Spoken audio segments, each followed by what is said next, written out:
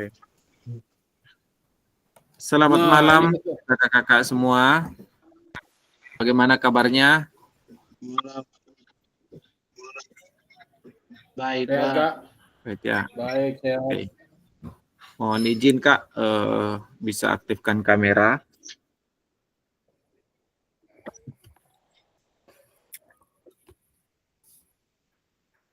Ya.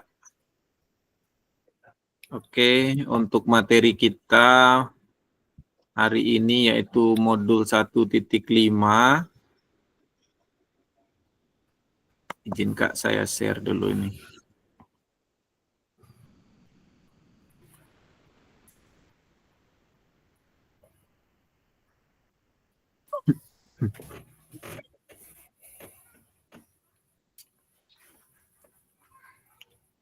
Sudah terlihat Kak?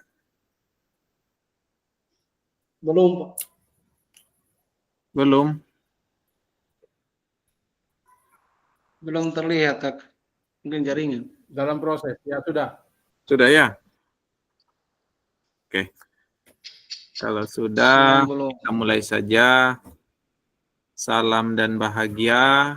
Assalamualaikum warahmatullahi wabarakatuh.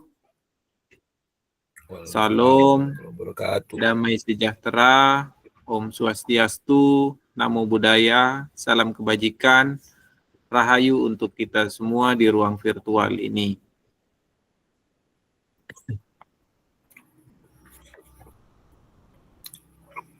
Seperti biasa, kesepakatan bersama, menyalakan kamera, mematikan mikrofon, hadir seutuhnya, menghargai waktu bersama, memaksimalkan fitur chat, klik raise hand sebelum bertanya. Gangguan teknis adalah hal yang wajar.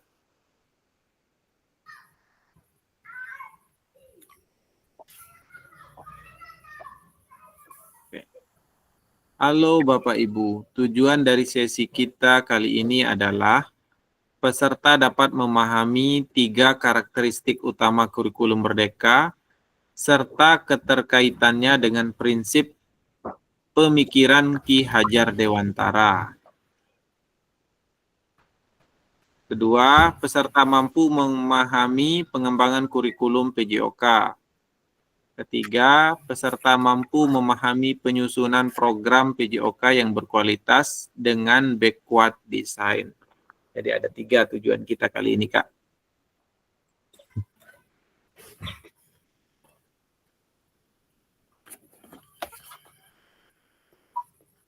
Kita sudah berapa nih? Oke. Selanjutnya, agenda kita sesi ini, backward design, pengembangan kurikulum PJOK, pemikiran Ki Hajar Dewantara, dan kurikulum Merdeka. Jadi ada 3, Kak. Backward design ini adalah cara kita membuat modul ajar sesuai dengan kurikulum Merdeka. Seperti itu, Kak. Jadi tidak minta-minta lagi di teman atau di yang satu jabatan begitu. Minta modul ajar dulu karena ini mau ada supervisi dari kepala sekolah. Kita kaputing kiri kanan ini. Biasa seperti itu kan untuk guru olahraga ini.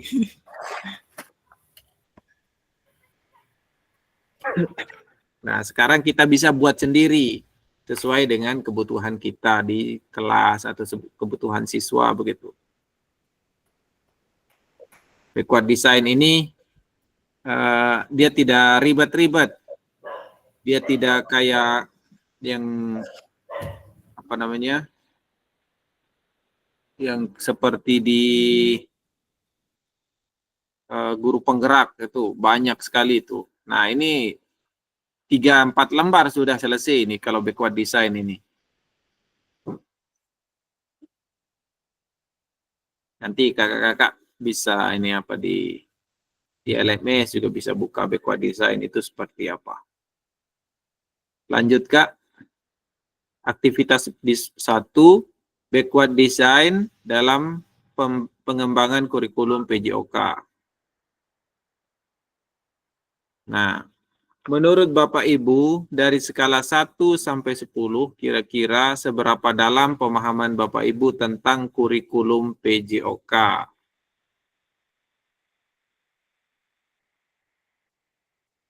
Ada yang mau berkomentar? Silakan tulis di kolom chat, Kak. Menurut kakak-kakak, dari skala 1 sampai 10, kira-kira seberapa dalam pemahaman kakak tentang kurikulum PJOK? Silakan tulis di kolom chat.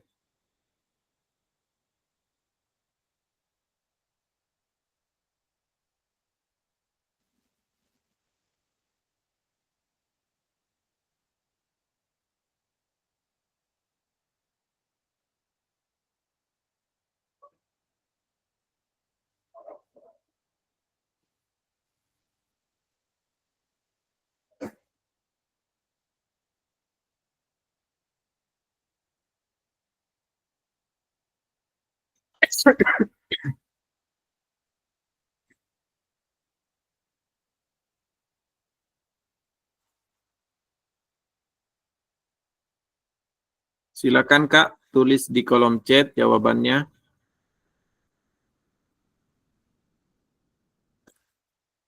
Pusing ganti terus kurikulum. Ya. Kak Febri, bisa open mic Kak Febri. Kira-kira ini supaya tidak sendiri Kak Febri yang pusing, kan nanti di sini kita berbagi toh Kak. Silakan Kak. Ya, selamat malam. Selamat malam Kak.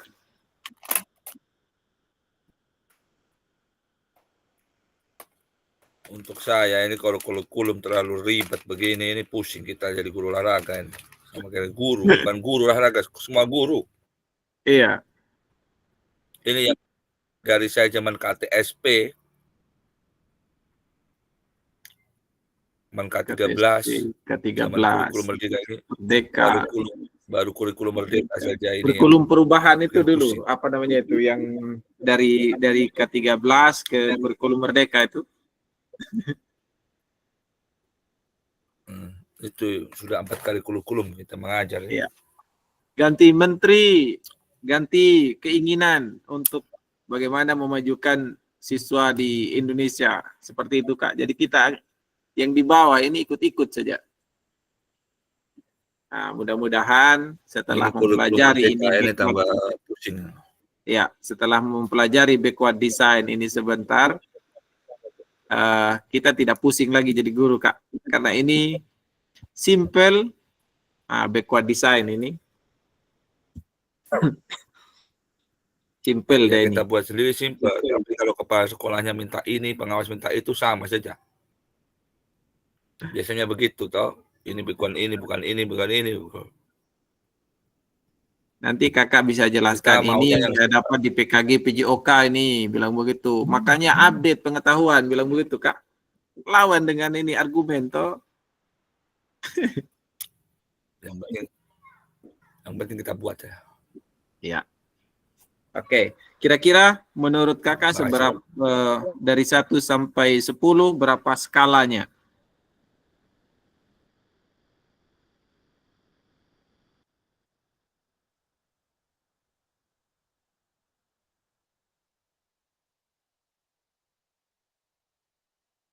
Halo, kakak-kakak.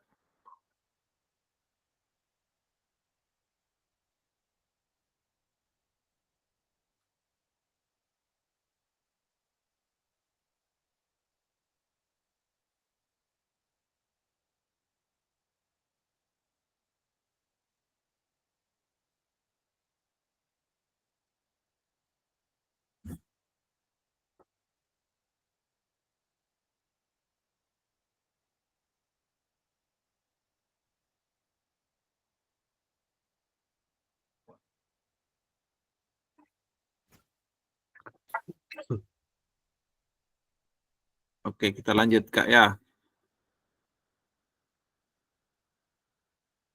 Belum ada yang berkomentar tapi ini di kolom chat ini. Kira-kira dari 1 sampai 10, seberapa dalam pemahaman Bapak Ibu tentang kurikulum PJOK atau kurikulum kita saat ini?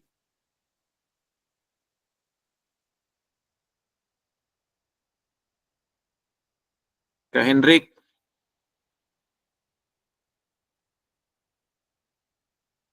Ini tulis di sementara kolom pikir, sementara ketik. Oh, iya. Siap-siap, Pak. angkanya saja Kak, 1, 2, 3 begitu. Tinggal tulis.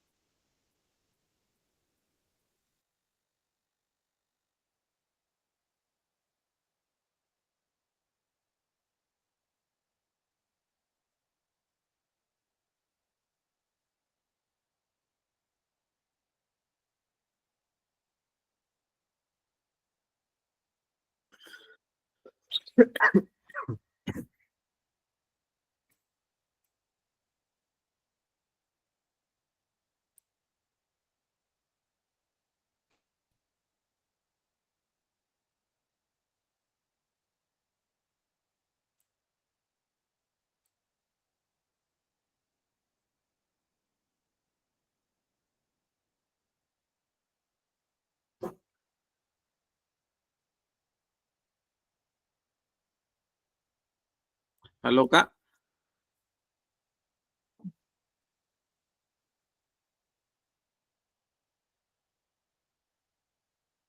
Kakak tulis angka saja, nanti penjelasannya bisa open mic Kak, begitu Kak. Supaya tidak lama-lama lagi tulis. Tinggal tulis 1, 2, 5, bisa 8, 10 juga bisa. Tentang kurikulum merdeka ini.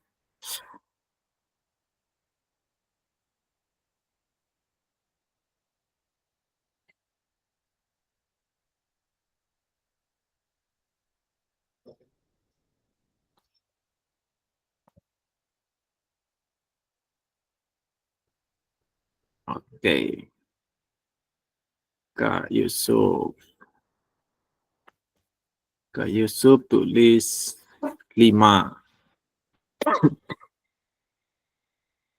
Halo kakak-kakak yang lain. Ini Terima masih kasih, 50-50 ini. Silakan Kak, Ya. silakan Kak. Oh ya, terima kasih Kak. Sambil tunggu yang lain ya supaya tidak pasti. Kira-kira seberapa dalam ke pemahaman Bapak Ibu tentang kurikulum PJOK? Kalau pemahaman kita, saya kasih di situ 5. Karena apa? Di satu sisi kita belum selesai dengan K13. Ya. Ya. Kemudian kita dicekoki lagi dengan kurikulum merdeka. Itu benar saja menurut Menteri. Sebab di balik itu mereka mendapatkan sesuatu yang lebih. Iya. Dengan banyaknya fitur, banyaknya akun yang akan kita gunakan, itu sangat menguntungkan bagi mereka. Person loh. Dalam tanda petik. Sebab kita menggunakan seperti akun si kinerja. Padahal di situ kita sudah menggunakan akun PMM. PMM kita sudah si kinerja kita sudah gunakan. Dari pusat mintanya PMM. Tetapi 2 komponen ini kita harus kerjakan dalam kurikulum merdeka. Sebenarnya pemahaman kita, sebenarnya kurikulum itu tujuannya sebenarnya itu sama, mencerdaskan kehidupan peserta didik. Iya. Kehidupan peserta didik. Tujuan utamanya itu mencerdaskan peserta didik. Tetapi kadang-kadang tuntutan yang diharapkan akibatnya tuntutannya banyak, guru punya prinsip siswa mau mengerti baik, tidak baik, yang penting administrasi goal. Sebab sekarang ini TPP dibayar berdasarkan si kinerja. Kalau dia sangat baik, maka TPP itu akan tinggi. Tetapi kalau dia baik saja, maka TPP itu bisa 200-an. Nah, ketika menyangkut dengan keuangan, maka pemahaman kita tentang kurikulum PJOK itu kita abaikan itu. Itu terabaikan. Yang rugi adalah peserta didik karena kita mengejar administrasi. Iya. Kita mengejar administrasi. Kita mengejar administrasi itu. Itulah yang membuat kenapa saya memilih angka 5. Siap, Kak. Ya, untuk sementara saya kembalikan, Kak. Oke, terima kasih Kak Yusuf. Kita kasih tepuk tangan ya. Ini masih 50-50 ini tentang kurikulum merdeka ini. Kita ribet. Ya, Kak. Nah, kita lanjut, Kak. Apa tujuan dari adanya pelajaran PJOK di sekolah? Silahkan menjawab di kolom chat. Kata yang salah yang lalu juga sudah ini.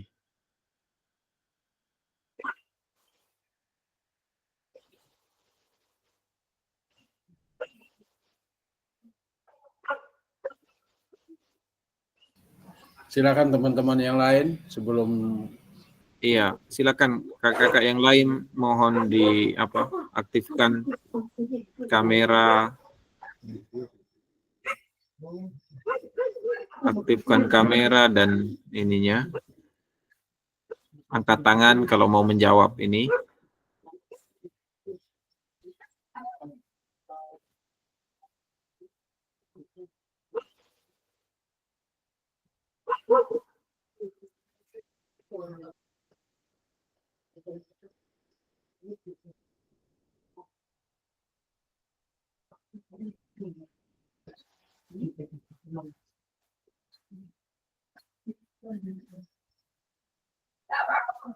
Oke, Kak Indah sudah ada di kolom chat. Silakan Kak Indah.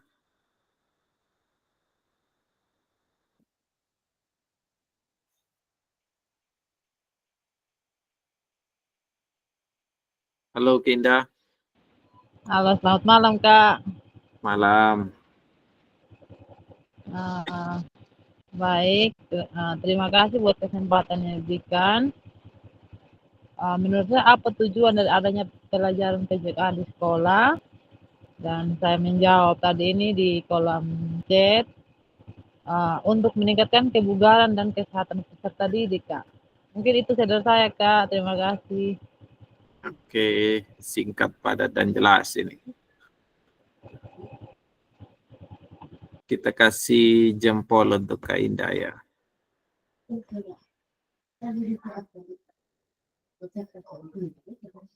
Oke, kakak-kakak yang lain. Ya, silakan Kak Kayan. Baik, selamat malam kakak. Terima kasih atas waktu dan kesempatan yang diberikan. Mohon maaf sebelumnya, saya baru sampai di rumah. Ada kegiatan, ada melatih anak-anak di ekstrakurikuler. Ya, lanjut Kak. Sampai dan ini. Ya. Terkait dengan pertanyaan yang hasil dari apa tujuan dari adanya pembelajaran PJOK di sekolah, saya langsung Kak mohon izin. Tujuan pembelajaran pendidikan jasmani, olahraga dan kesehatan yang disebut dengan PJOK sangat luas terkait dengan tujuan pembelajaran. Yang pertama itu mengembangkan kesehatan fisik, kedua meningkatkan keterampilan motorik, yang ketiga membentuk karakter, yang keempat mengembangkan aspek sosial dan meningkatkan kualitas hidup. Mungkin seperti itu, Pak. Oke, terima kasih Kak Kayan. Kita kasih jempol juga ya. Nah, di kolom chat saya bacakan saja ya untuk Kak Hendrik ini. Tujuannya adalah mengembangkan anak secara keseluruhan melalui kegiatan jasmani, bukan hanya mengembangkan fisik saja, melainkan juga mengembangkan mental, sosial, emosional, intelektual, dan kesehatan secara keseluruhan. Iya. Untuk Kak Hendrik kita kasih jempol juga. Ya, seperti itu Kak. Jadi bukan hanya fisik saja, tetapi mental, sosial, emosional, begitu juga. Kita bertanggung jawab untuk meningkatkan itu. Selanjutnya Kak, Menurut capaian pembelajaran PJOK Kurikulum Merdeka 2024, pendidikan jasmani, kesehatan, dan olahraga atau PJOK bertujuan sebagai pembelajaran bagi peserta didik dalam mengembangkan, menerapkan, dan mengevaluasi keterampilan konsep, strategi gerak yang akan menjadi disposisi untuk berpartisipasi dalam berbagai aktivitas jasmani dengan penuh kepercayaan diri, kompetensi, dan kreativitas, membantu dan memberi dukungan mereka dalam memilih gaya hidup sehat dan aktif secara jasmani. 3. Membangun dan menerapkan keterampilan sosial dan emosional melalui konteks pembelajaran yang menekankan nilai-nilai fair play, kerjasama tim, dan inklusivitas. Nomor 4, menanamkan apresiasi dan mengembangkan sikap positif untuk aktif secara jasmani sepanjang hayat. Nah, ini yang paling penting, Kak. Sikap positif untuk aktif secara jasmani sepanjang hayat sebagai upaya peningkatan keseluruhan kualitas hidup. Mari berdiskusi sesuai pertanyaan pada slide berikutnya. Silahkan tulis di kolom chat. Oke, tulis di kolom chat nanti, Kak, atau klik atau raise hand untuk menyampaikan pendapat Bapak Ibu ya. Kakak-kakak. Terlepas dari kurikulum apapun, apakah selama ini kakak-kakak sudah memahami dengan baik tujuan mata pelajaran dan menjadikannya sebagai acuan?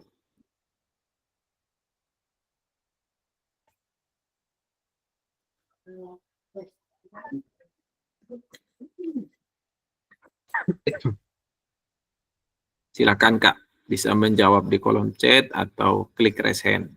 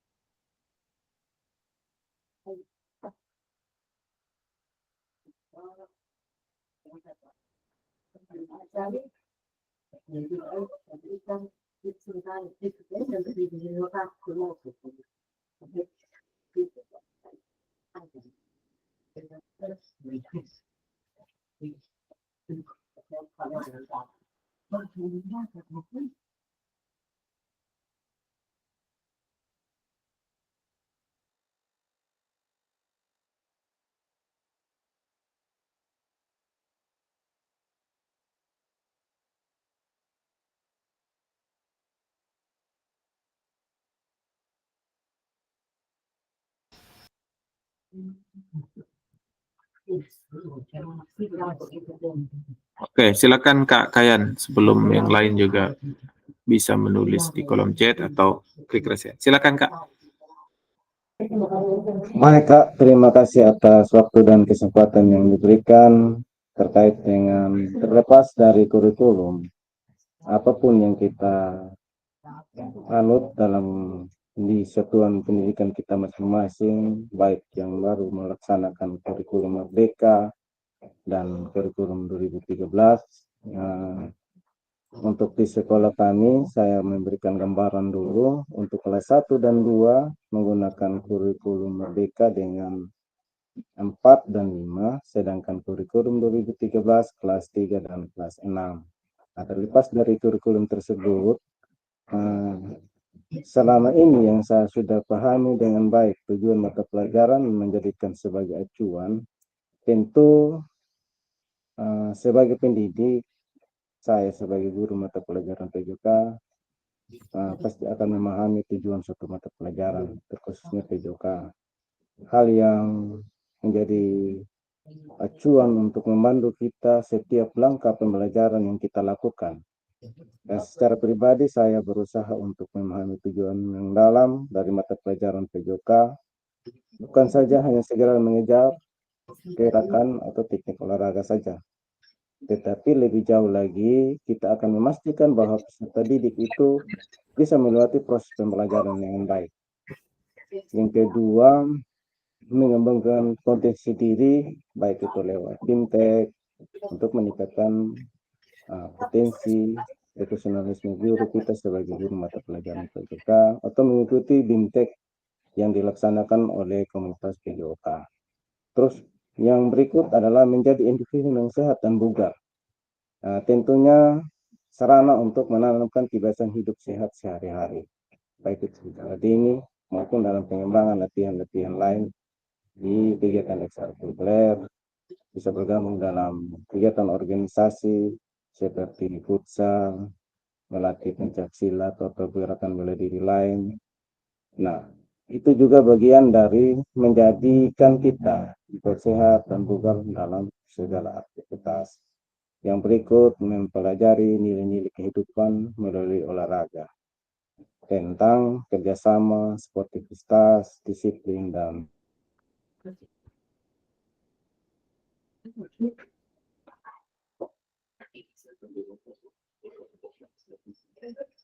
Oke, suara hilang, putus. Oke, kita kasih jempol untuk Kak Kayan ya. Silakan Kak Yusuf, mau baca yang di chat atau ada tambahan juga. Silakan Kak. Ya, terima kasih Pak. Kak, tujuan dari mata pelajaran PJOK yang sudah kita ajarkan ke peserta didik, itu tujuannya itu agar peserta didik dapat melakukan gerakan tertentu, seperti bola kaki, menendang, dan lain sebagainya. Tetapi dalam pelaksanaan itu diharapkan peserta didik kita itu menanamkan nilai-nilai profil Pancasila seperti gotong royong, saling tolong menolong, dan lain sebagainya. Ya, saya rasa untuk sementara seperti itu, Kak. Oke, terima kasih Kak atas jawabannya. Kita kasih jempol untuk Kak Yusuf ya. Ya, saya rasa ini kita harus memahami tujuan dari pembelajaran supaya kita menjadikannya sebagai acuan dalam pembelajaran kita di kelas, Kak. Dalam konteks kurikulum merdeka, apakah tujuan-tujuan ini bisa dicapai?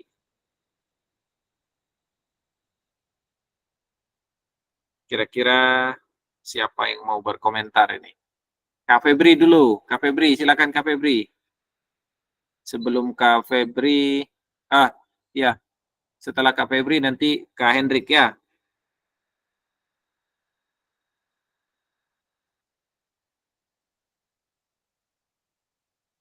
Kak Febri. Ya bos. Siap. Bos terus ini bagaimana? Silakan Kak. Untuk K3 ini apa? Kurikulum Merdeka? Ya. Ya, kalau untuk kurikulum Merdeka, saya lebih bagus K13.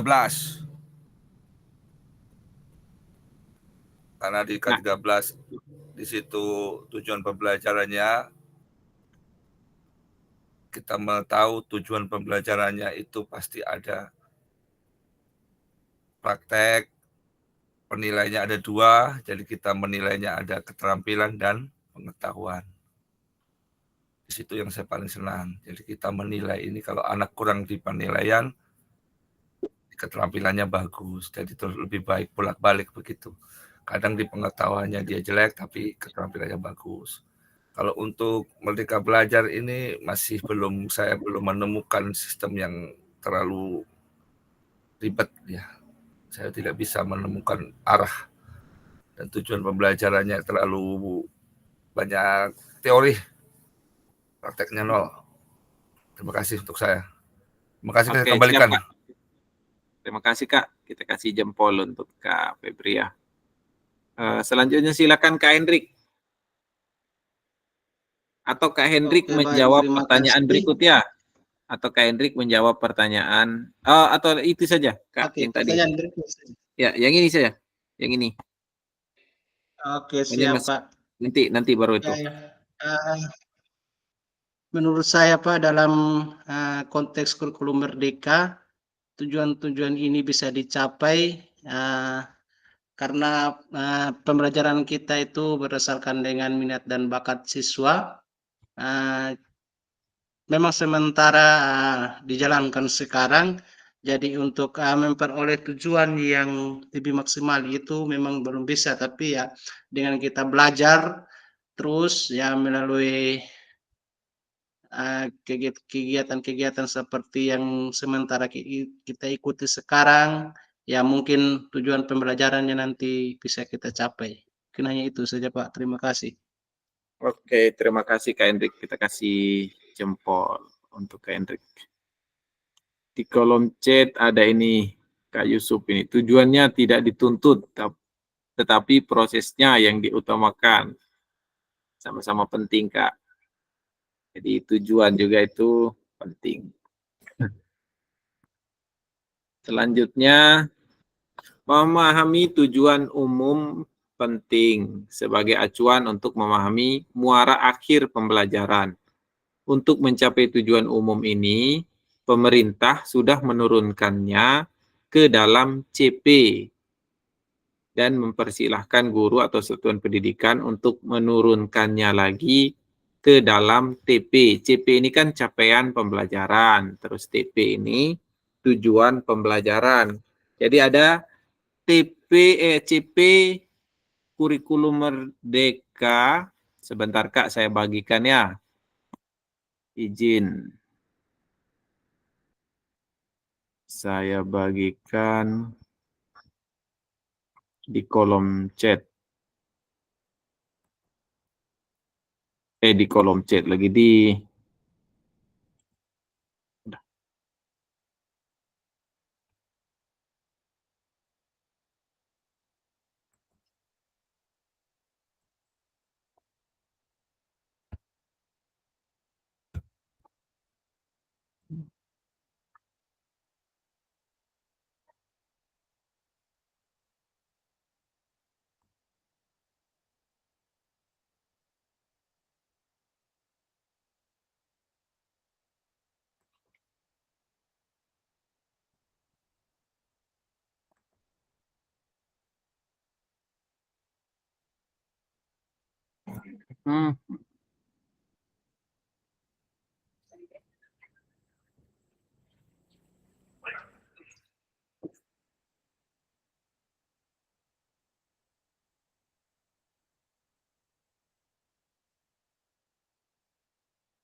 Nah, itu Kak.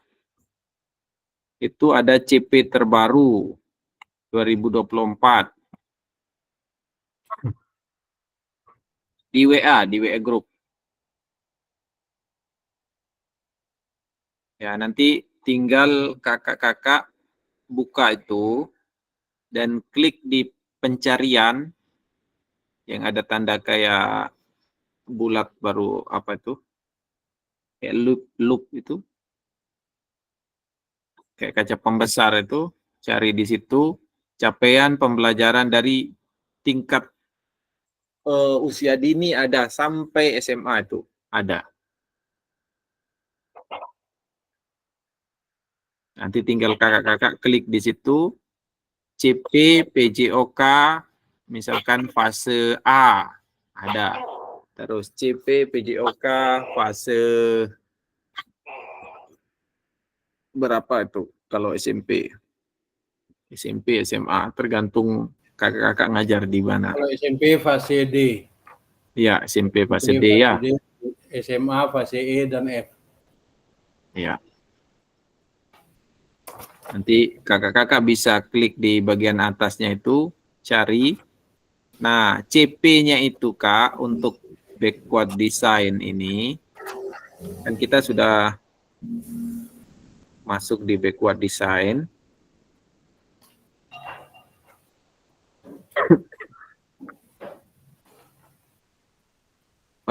Dari CP itu nanti dia bisa dipotong-potong Kak untuk CP-nya itu. Contoh ya, coba lihat kakak-kakak coba bisa buka di HP masing-masing.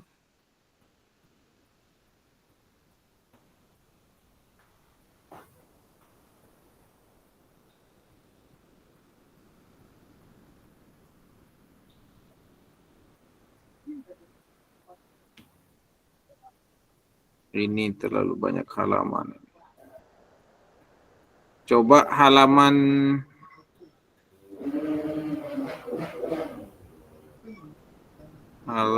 mana ini?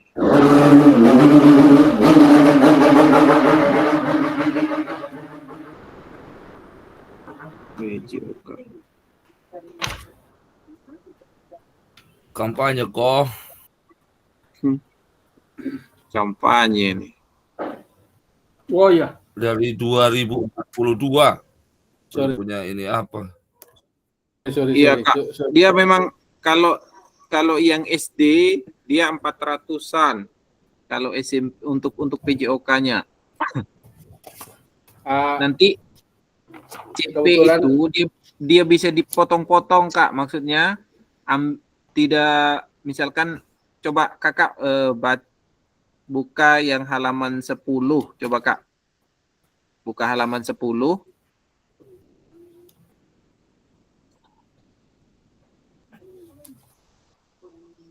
Sudah? Ya maaf Kak, saya langsung aja di sini, Kak Fasil. Iya. Kebetulan Iya, saya iya. sudah fotokopi di CP terbaru. Oh iya, iya, iya. Nah, di situ dari fase A sampai fase F. Iya, Kak. Elemennya itu. Elemen Ya. terbaru itu. Ada Ya. 4 elemen, 1, 2, 3, 4 elemen itu. Nah, modelnya CP ini diturunkan ke TP ini, Kak. Bisa kita potong-potong. Siap. Satu kalimat itu kan dia dalam satu TP, anggap saja ini kita lihat yang nomor 10 ya, di halaman 10 ini ada nilai agama. Nilai agama pada konteks PAUD meliputi kemampuan anak dalam mengenal konsep Tuhan yang Maha Esa. Nah, sampai di situ bisa, nanti itu CP-nya 1 itu. CP-nya 1, kita tidak lanjutkan ke bawahnya, serta kebiasaan praktik ibadah agama atau kepercayaannya. Nah, kita tidak lanjutkan di situ, Kak. Jadi bisa kita potong-potong sesuai kebutuhan kita. Jadi misalkan nilai agama pada konteks PAUD meliputi kemampuan. Contoh ini Kak. Contoh ini karena kan kalau PJOK masih di bawah sekali ini, kita mau cari lagi di bagian bawah itu ada 2000-an ini halaman, jadi kita ambil yang. Mohon izin Kak. Iya Kak. Kebetulan saya punya CP dari fase A, B, C, D, E, F. Iya. Yang sudah saya copy, yang terbaru. Ya. Kakak bisa baca elemen. Coba sepenggal itu Kak. Oke, baik. Elemennya itu terampil bergerak, fase A. Ya, itu terampil bergerak. Nah, terampil bergerak. Peserta didik mempraktekkan keterampilan gerak fundamental.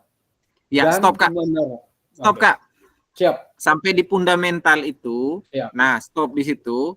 Itu bisa dijadikan 1 CP itu. 1 CP. 1 CP. Nanti kata selanjutnya itu bisa kita ajarkan di pertemuan berikutnya, begitu Kak. Jadi tidak harus semua dipakai itu dari A sampai Z itu CP-nya itu tidak. Tapi dia bisa dipotong-potong tergantung kebutuhan kita, Kak. Tergantung kita sekarang mau ngajar apa, misalkan. Kita sampai di fundamental saja atau gerak dasar. Nah, sampai di situ kita stop sudah di situ untuk CP-nya dalam 1 kali pertemuan itu. Bisa 1 CP itu 2, 3, 4 kali pertemuan, Kak. Tapi betul. Kita penggal-penggal begitu. Tidak seharus habis semua, tidak. Itu nanti akan terlalu banyak penjabarannya kalau kita ini. Nah, kita potong 1 penggalan.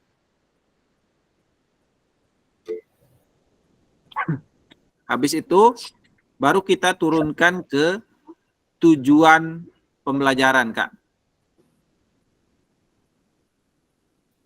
Kak Kayan tadi kayaknya ada salah pencet. Atau ada klik resend ya. Seperti itu, Kak. Supaya tidak ribet. Iya, Kak? Ya, izin bertanya, Kak. Mohon maaf. Tadi sampai terlempar dalam jaringan. Berarti dalam mohon izin sebentar Kakak, Kak Yan. untuk Itu oke, saya ada Kak. CP-nya, saya ada foto-foto dan kirim di WA group. Silakan. Siap, Oke, Kakak. terima kasih, Terima kasih Kak. banyak. Nah, seperti ini ya. Coba lihat.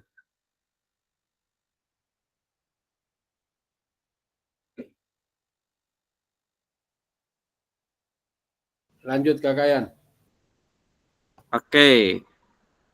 Terima kasih, Kak Yusuf. Lanjut, Siap. Kak Kayan, bagaimana?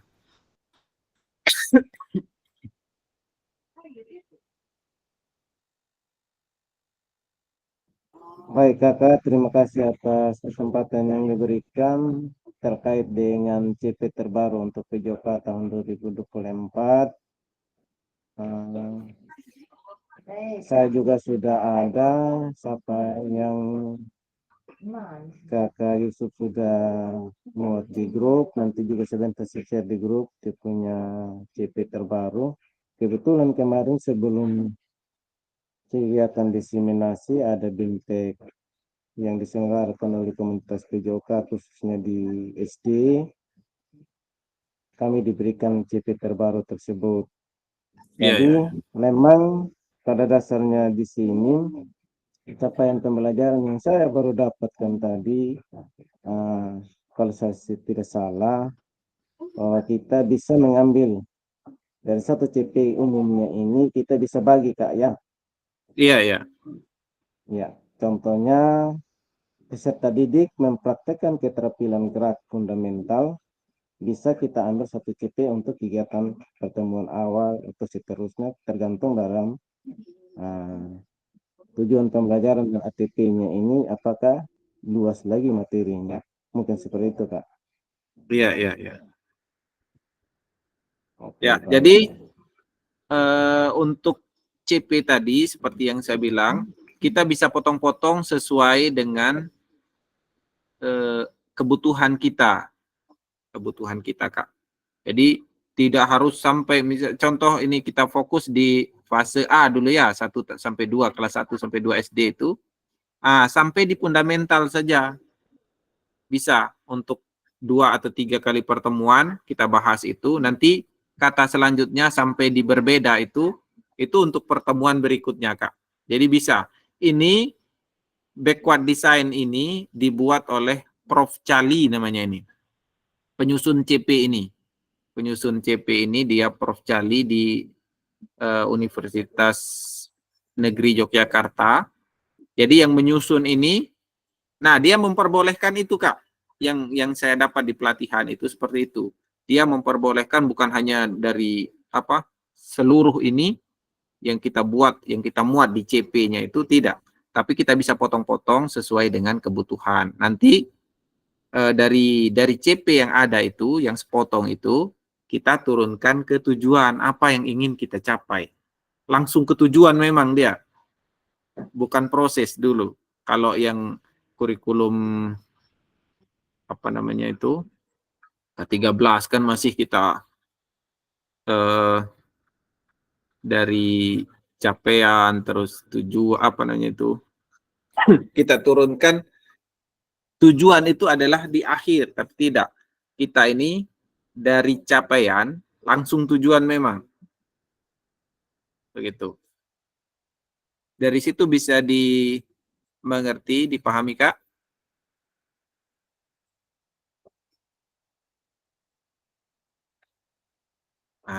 Terus ini bagaimana memastikan agar pengajaran yang kita lakukan benar-benar menyasar tujuan pembelajaran.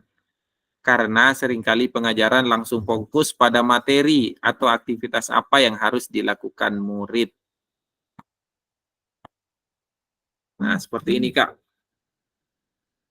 Jadi bagaimana memastikan agar pengajaran yang kita lakukan benar-benar menyasar tujuan pembelajaran. Karena seringkali pengajaran langsung fokus pada materi. Oh, materi kita ini menendang sepak bola dengan menggunakan kaki bagian dalam. Itu materinya misalkan. Atau aktivitas apa yang harus dilakukan. Kita mempersiapkan, oh anak-anak kalian kerja ini sekarang. Tapi tujuan yang ingin kita capai sebenarnya apa? Tidak tidak jelas begitu, Kak.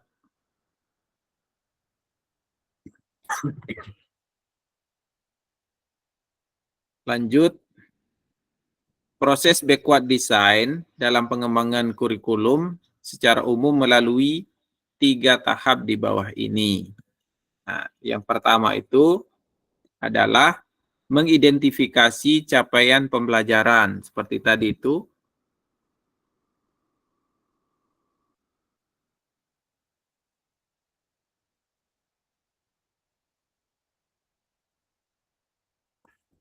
ya, mengidentifikasi capaian pembelajaran.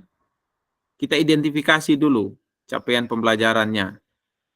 Terus, yang kedua, menentukan metode penilaian. Langsung ke penilaian dia, Kak.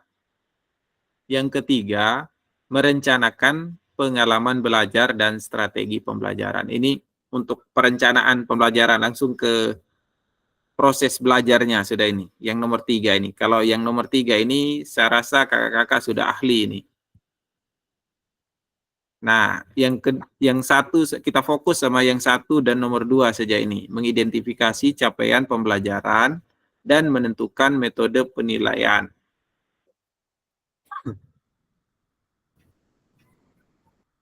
Pesan kunci, backward design merupakan proses sistematis yang memastikan kesesuaian kurikulum dengan capaian pembelajaran yang diinginkan. Backward design juga pada akhirnya membantu guru menyelaraskan antara tujuan, langkah pembelajaran, dan penilaiannya. Aktivitas 2, penyusunan program PJOK.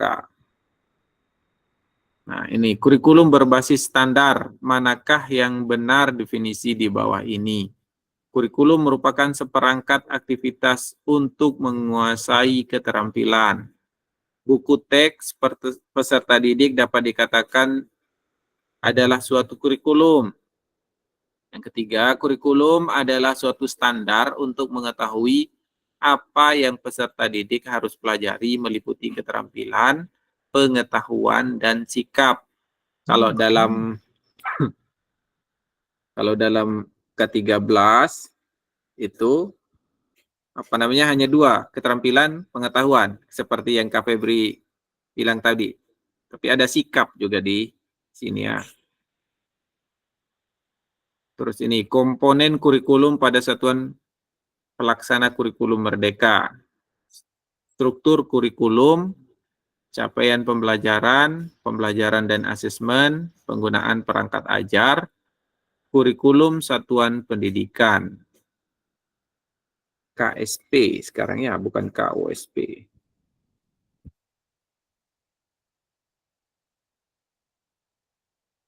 Mengapa kurikulum operasional berbeda antar satuan pendidikan? Agar bermakna, kurikulum operasional satuan pendidikan dikembangkan sesuai dengan konteks dan kebutuhan peserta didik dan satuan pendidikannya. Ini bisa menjadi kabar gembira. Bapak dan Ibu dapat menyusun program yang relevan dengan kultur gerak di mana peserta didik tinggal. Jadi bisa disesuaikan ini enggak?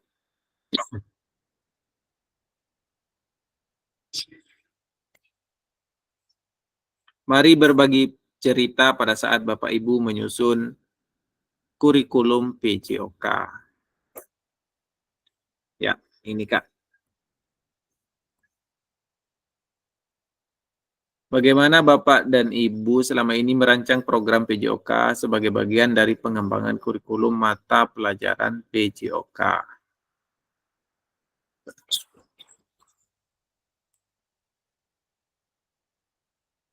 Silakan Kak, yang bersedia angkat tangan. Kak Rizdi. Oh, Kak Rizdi tadi ada izin kayaknya. Coba saya lihat dulu.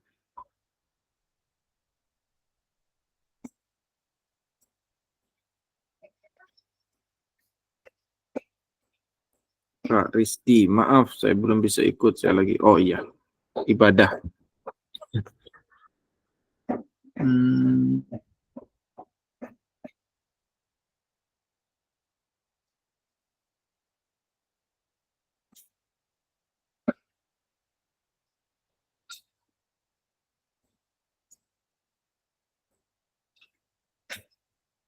Siapa yang bisa bantu jawab ini? Silakan Kak. Bisa raise hand.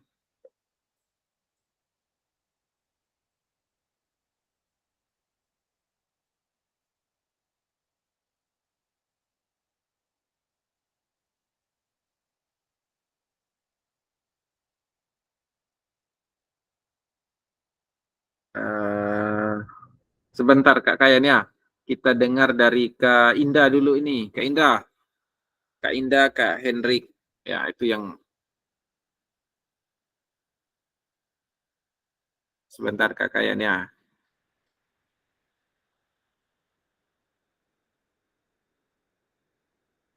Halo Kak Indah.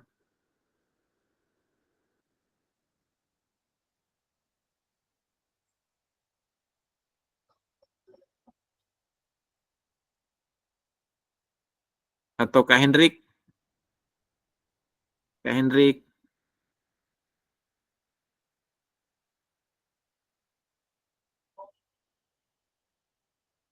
Oh ya, jaringan lagi bermasalah.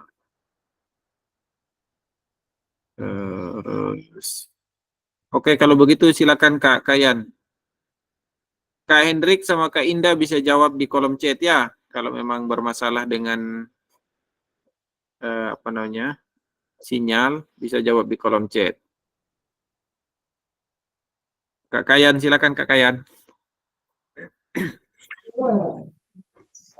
Kak, terima kasih atas kesempatan yang diberikan terkait dengan bagaimana kita merancang program PJK sebagai bagian dari pengembangan kurikulum mata pelajaran PJK, terkhususnya kurikulum Merdeka. Sesuai apa yang menjadi gambaran tadi, 4 kelas yang sudah kurikulum Merdeka dan masih 2 kelas yang kurikulum 2013. Jadi satuan pendidikan menganut 2 kurikulum, yaitu kurikulum 2013 dan kurikulum Merdeka. Sebagai guru mata pelajaran PJK yang berada di daerah 3T, tertinggal, terdepan, dan terluar, tentu memiliki tantangan tersendiri. Namun, sebagai guru mata pelajaran PJK, ya kita dituntun untuk kreativitas.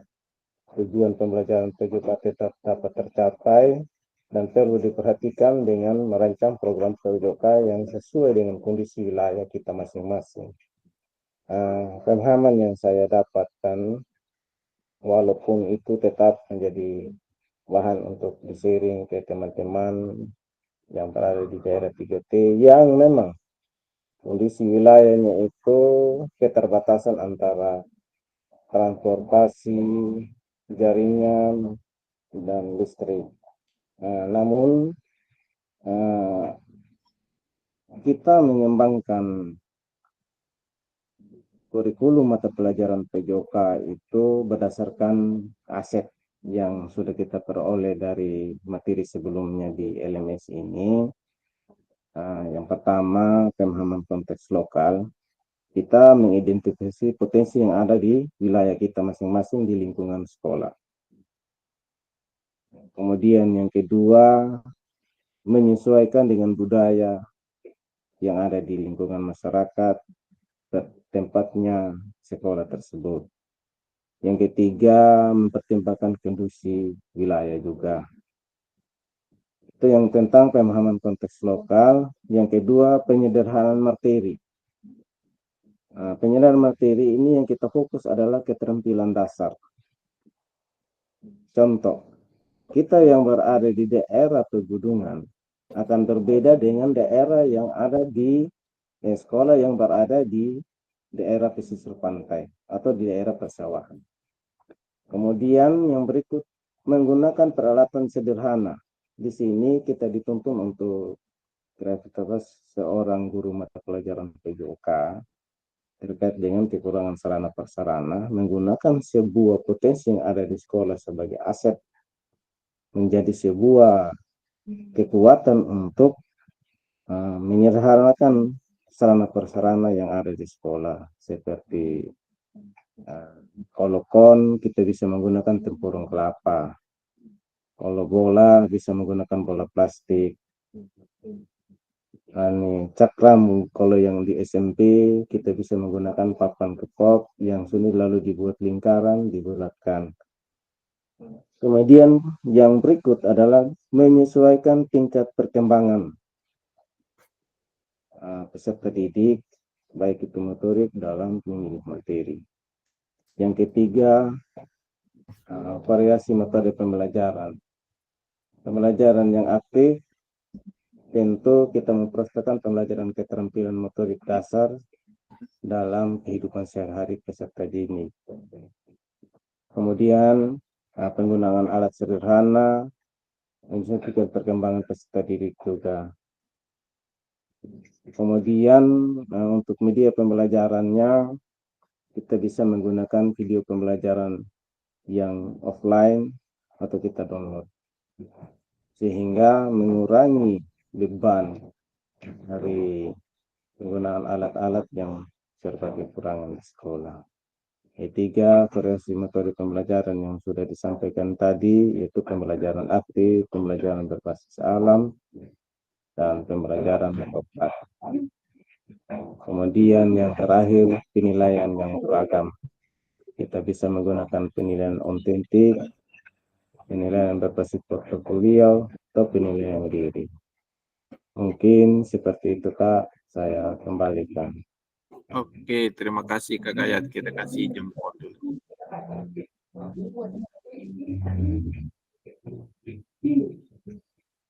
Ada tanggapan dari kakak-kakak yang lain? Silakan Kak.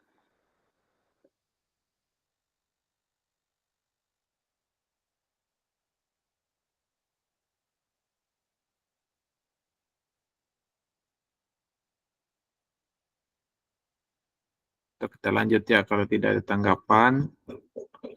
Apa saja yang selama ini Bapak Ibu anggap menjadi sesuatu yang bernilai untuk dipelajari murid di kelas PJOK?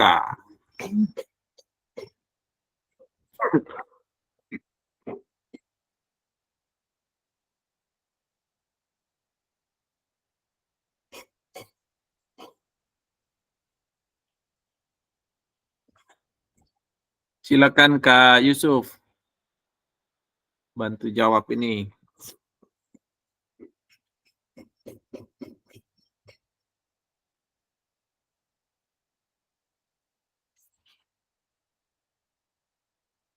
Halo Kak. Yang lain dulu Kak, yang lain dulu Kak. Yang lain tinggal Kakak sama Kak Kayan saja. Kak Rizdi ada kegiatan ibadah ini.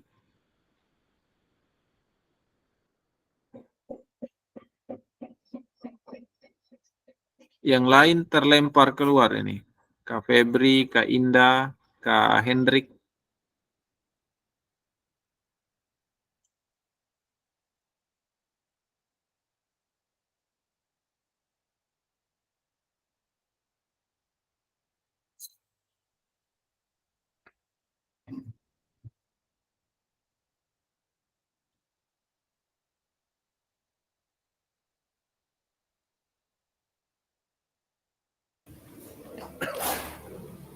Terima kasih Kak. Ya, siap Kak. Apa saja yang selama ini Bapak dan Ibu anggap menjadi sesuatu yang bernilai untuk dipelajari murid di kelas, khususnya tentang pelajaran PJOK. Memang kalau kita berbicara tentang nilai, sesuatu yang bernilai, itu kadang-kadang ketika anak-anak itu bisa mencapai suatu gerakan. Satu contohnya, dia berlari. Kita memasang satu target bahwa lari 50 meter, kamu berhasil mencapai waktu 7 menit. Ketika dia mencapai itu akan bernilai bagi dia. Nah, bentuk nilainya itu apa? Ya bisa saja dengan berupa hadiah. Nah, itu akan menimbulkan motivasi murid-murid di kelas itu untuk mempelajari. Atau anak itu berprestasi di tingkat sekolah, kemudian dikirim ke tingkat kabupaten. Nah, dengan cara itu kita akan akan menumbuhkan motivasi bagi peserta didik lain untuk berusaha agar supaya mereka bisa melakukan hal yang sama. Nah, nilai-nilai inilah yang perlu kita tularkan kepada mereka agar supaya peserta didik itu bisa ada nilai tambahnya bagi mereka. Kalau saya bisa melakukan ini, dan bentuk apresiasi dari sekolah itu banyak macamnya yang tidak perlu saya jelaskan di sini. Saya kembalikan, Kak, kurang lebihnya. Oke, terima kasih Kak. Jadi ada semacam reward, ya, semacam penghargaan begitu kepada siswa. Kurang lebih seperti gitu. Ya, ya, untuk menumbuh kembangkan minat belajar siswa yang lain juga, bukan hanya satu orang atau dua orang begitu kan. Ya, bagus. Kita kasih tepuk tangan untuk Kak Yusuf ya. Selanjutnya, bagaimana Bapak Ibu akan mengintegrasikan itu semua ke dalam proses pengembangan kurikulum mata pelajaran PJOK yang sekarang berlaku?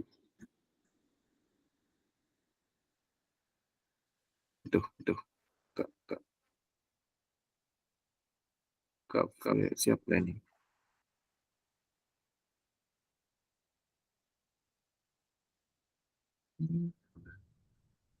Tidak jadi lagi ini. Coba saya kirim ulang.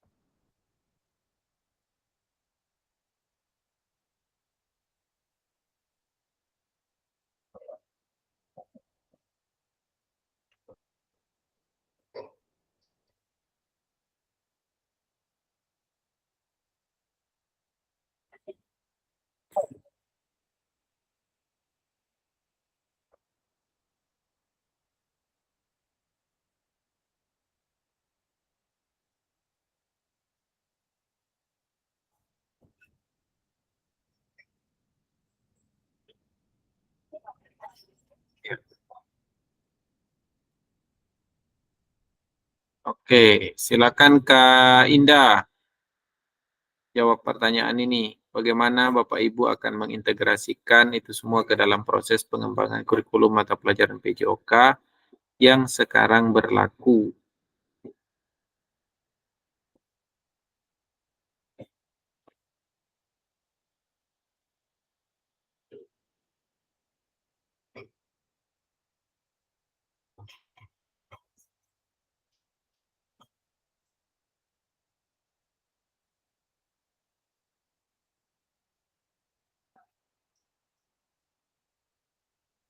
Oh, tunggu ya. Saya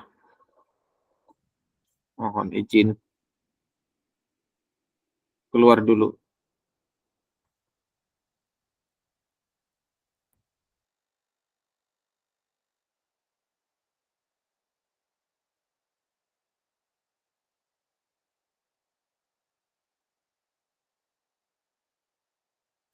Kak Indah,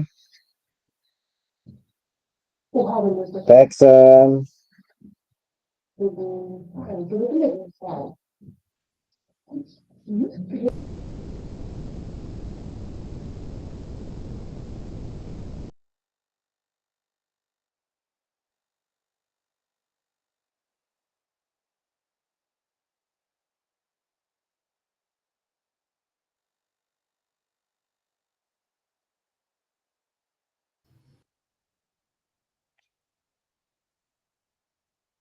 Halo, sudah Kak?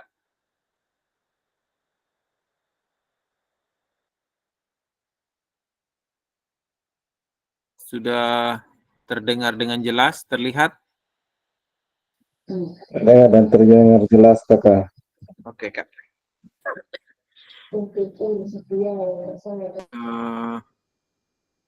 Maaf ya, saya ada.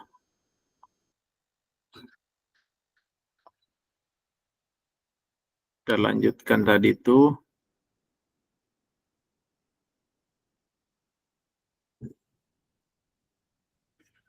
Sudah terlihat?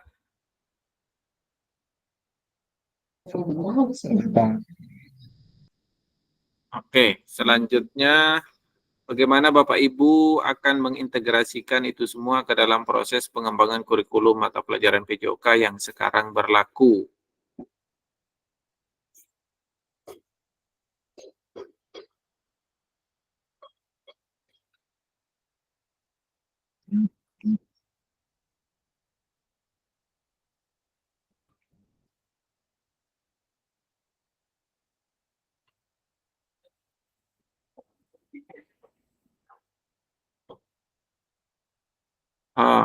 Sebentar dulu Kak Kayan ya, kita dengar dari Kak Eksan dulu ini yang.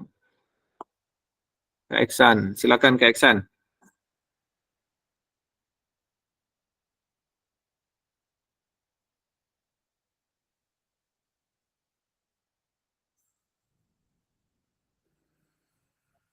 Halo Kak Eksan.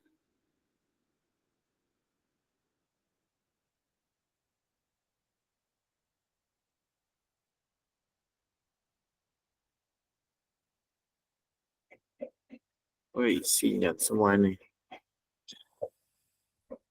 Terlempar semua karena sinyal. Siap Kak, silakan Kak. Kak Kayan, silakan Kak Kayan. Baik Kakak, terima kasih atas kesempatan yang diberikan. Bagaimana kita mengintegrasikan proses pengembangan kurikulum mata pelajaran PJOK yang sekarang berlaku.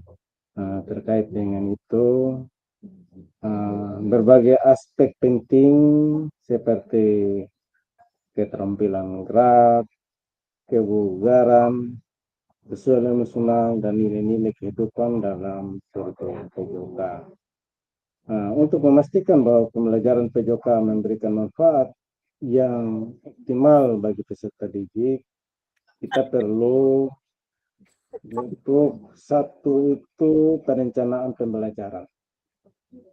Yang pertama, menentukan tujuan pembelajaran, memilih materi yang relevan dengan sesuai dengan kondisi wilayah geografis dari satuan pendidikan itu sendiri, merancang kegiatan yang variasi sehingga pembelajaran peserta didik tidak bosan dan dapat mengembangkan berbagai aspek kemampuan yang dimiliki dari peserta didik itu sendiri.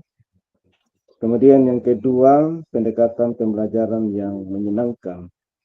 Itu membuat pembelajaran menjadi permainan karena dalam kondisi usia peserta didik, terkhususnya di satuan pendidikan sekolah dasar, itu bermain sambil belajar. Itu kita membuat pembelajaran menjadi permainan yang menyenangkan agar siswa lebih aktif dalam kegiatan pembelajaran. Kemudian yang berikut, kita menggunakan metode pembelajaran yang aktif dengan melibatkan peserta didik dalam proses pembelajaran. Kemudian yang berikut, memberikan kesempatan untuk dapat mengambil bagian dalam aktivitas fisik, bisa menentukan minat bakat dari peserta didik itu sendiri. Yang ketiga, penilaian. Penilaian ini kita tidak selamanya berbasis teknis atau menilai kemampuan melakukan gerakan. Juga kita melihat dari aspek sosial emosional seperti kerjasama, sportivitas, sikap positif dalam kegiatan pembelajaran PJOK. Kemudian menggunakan berbagai metode penilaian, asesmen yang dilakukan kepada peserta didik bisa berbentuk portofolio, unjuk kerja, observasi. Kemudian melibatkan siswa dalam proses penilaian. Bagaimana siswa itu melakukan penilaian diri agar mereka lebih bertanggung jawab terhadap pembelajaran yang mereka lakukan pada saat itu. Kemudian kita juga dituntut untuk berkolaborasi. Yang keempat, dengan mata pelajaran lain. Guru mata pelajaran lain mengintegrasikan nilai PJOK ke dalam pembelajaran tematik, terkhususnya untuk kelas 1, kelas rendah. Kita bisa mengaitkan dengan konsep kesehatan dalam pembelajaran PJOK dan pembelajaran IPA.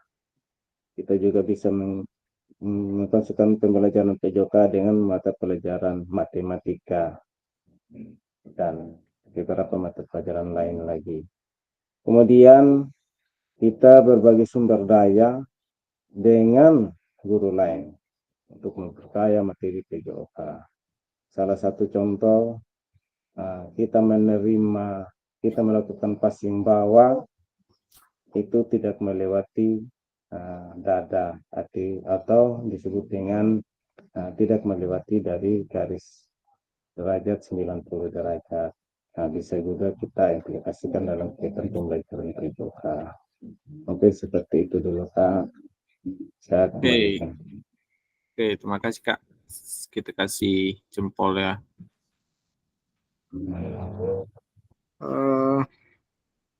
Selanjutnya,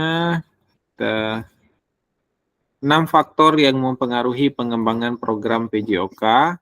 1. Kebutuhan dan karakteristik peserta didik. 2. Konteks masyarakat. 3. Waktu. 4. Alokasi jam pelajaran. 5. Cakupan dan tahapan. 6. Teknologi. Jadi ini yang akan mempengaruhi pengembangan program PJOK ya di sekolah. Terus aktivitas 3, karakteristik utama kurikulum Merdeka dan artikulasi Ki Hajar Dewantara dalam pendidikan nasional. Menurut Bapak Ibu, kata kunci apa yang berulang kali kita telah bahas dalam mengembangkan kurikulum PJOK?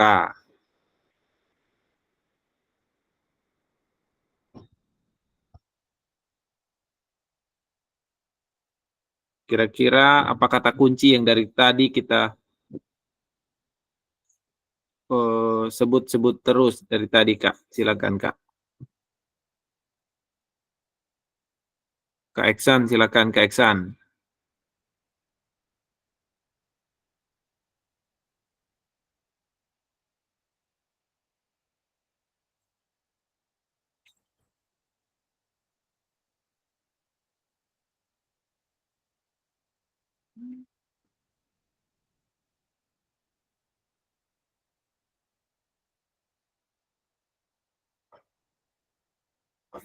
Halo Kak Eksan.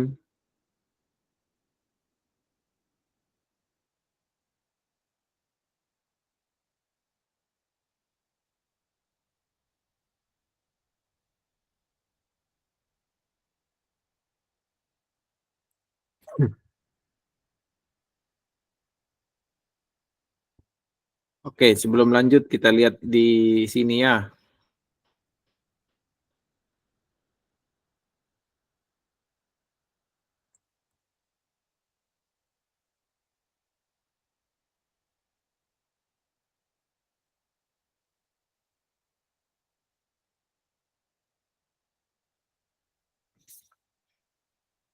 Apakah sudah terlihat, Kak? Ini ada di LMS, Kak. Siap. Ya, ini ada di LMS. Sebelumnya, tunggu.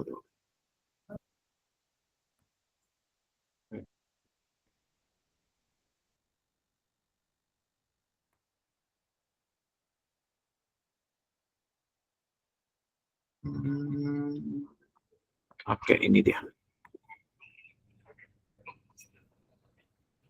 Ini di LMS ini.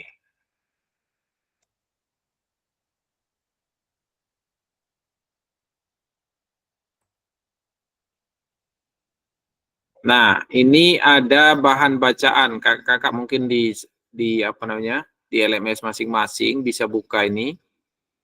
Ini untuk turun naik ke bawah atasnya. Ini untuk 1, 2, 3, 4, 5 ini. Materi semua itu, Kak. Jadi nanti kakak baca yang bagian ini, di dalam ini, pengembangan kurikulum pendidikan jasmani, olahraga kesehatan, elaborasi isi, filosofi kurikulum merdeka. Kakak scroll ke bawah yang di bagian ini, filosofi kurikulum merdeka, pengertian kurikulum, ini terus. Ke bawah, banyak ini materinya.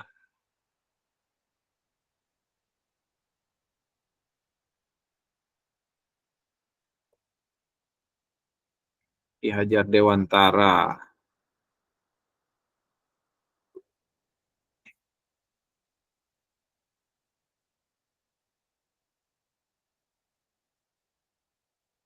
Dalam kehidupan merdeka, setiap anak adalah bintang yang berkilau. Setiap murid memiliki potensi unik yang perlu diungkapkan dan ditemukan melalui pendekatan pendidikan yang inklusif dan terarah.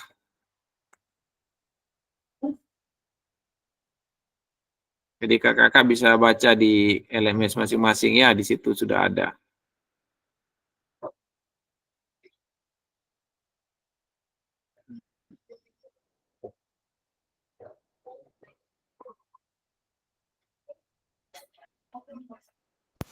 Prinsip-prinsipnya juga sudah ada di situ. Cakupan kegiatan, pembelajaran intrakurikuler, kokurikuler, dan ekstrakurikuler. Jadi ada 3 Kak ya. Cakupan kegiatan itu intrakurikuler yang seperti biasa. Kita melakukan tatap muka dengan peserta didik di dalam kelas, itu intrakurikuler. Kalau kokurikuler itu kita berupa proyek penguatan atau P5 itu. Itu termasuk kokurikuler, sedangkan ekstra itu ya kakak-kakak sudah paham betul ini. Saya tidak perlu jelaskan lagi.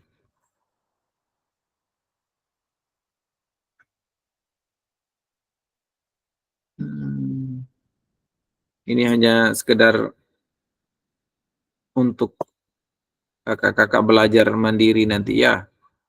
Terus selanjutnya, coba nomor 3 kita buka.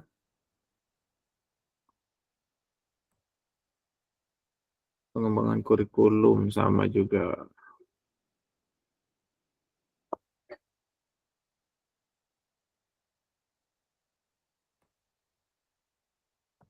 Nah, seperti itu untuk caranya kakak-kakak buka bahan bacaan ya untuk mengerjakan tugas-tugas yang sudah ada.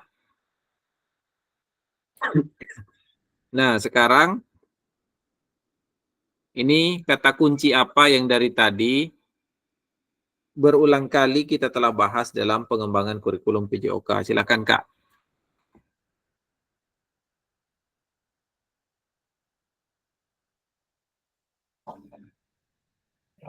Mohon izin kakak terkait yang tadi ditampilkan. Ya. Kalau muncul tadi kakak, Ya. memang sudah ada di LMS. Mungkin dari saya kakak sebelumnya mohon izin. Siap. Baik kakak. Kata kunci yang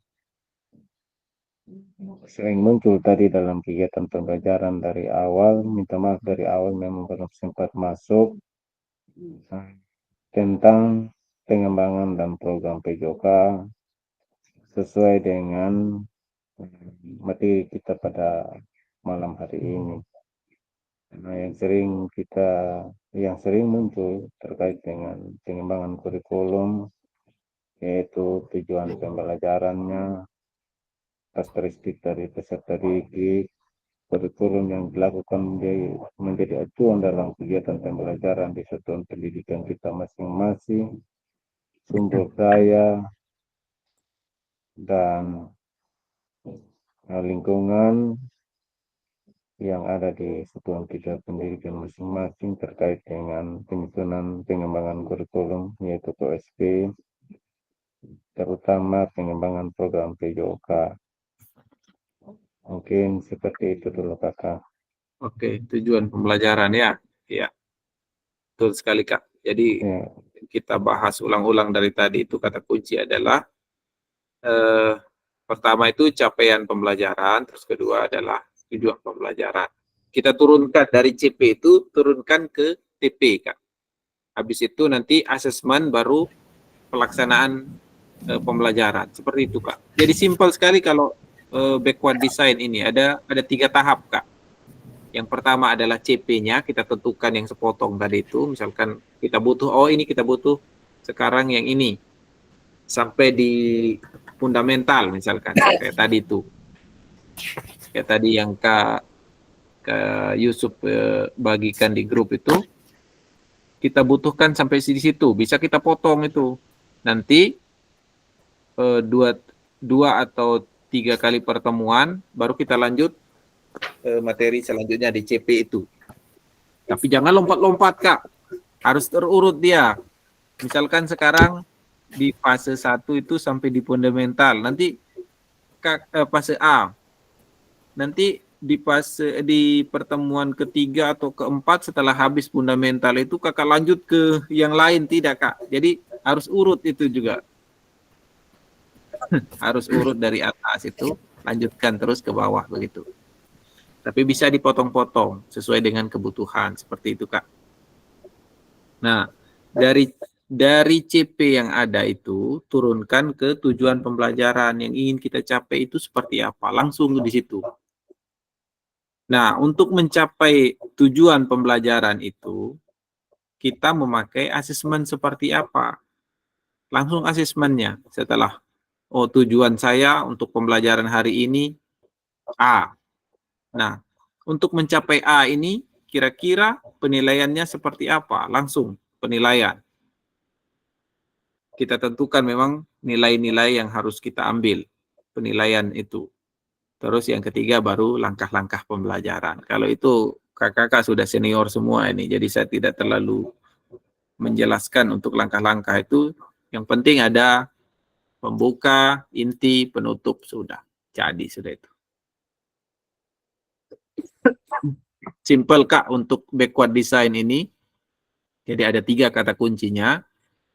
CP yang diturunkan ke TP, habis itu asesmen, habis itu langkah-langkah pembelajaran. Jadi sudah. Misalkan